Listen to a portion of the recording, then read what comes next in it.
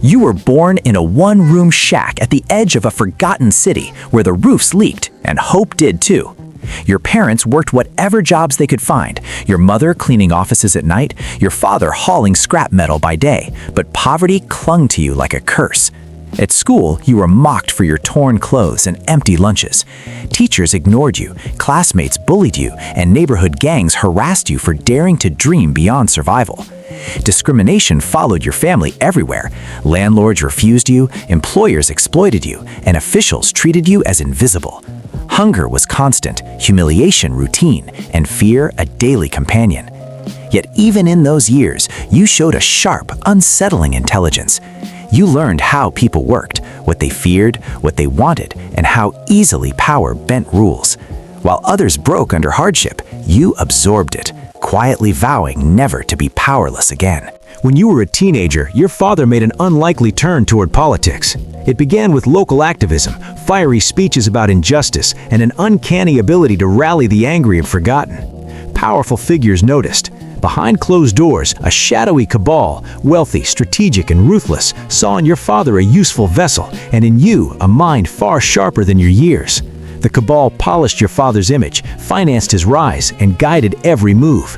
In time, they chose him as their presidential candidate. With their money, media control, and manipulation, he won.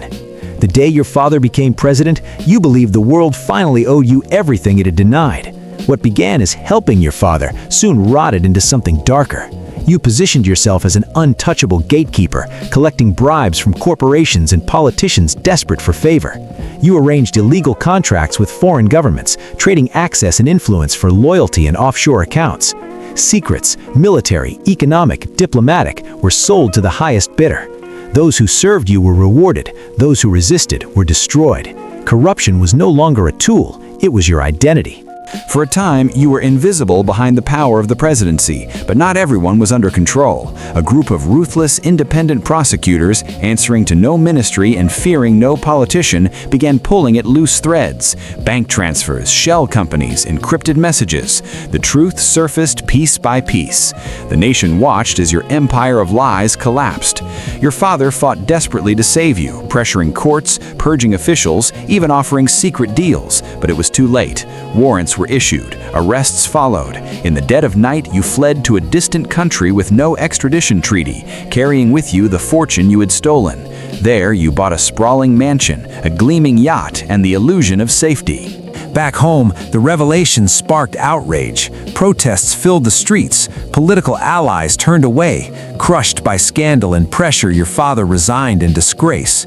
You lived on in luxury, but never in peace, haunted by the knowledge that the poverty you escaped had shaped you, and that in trying to conquer injustice, you would become something far worse.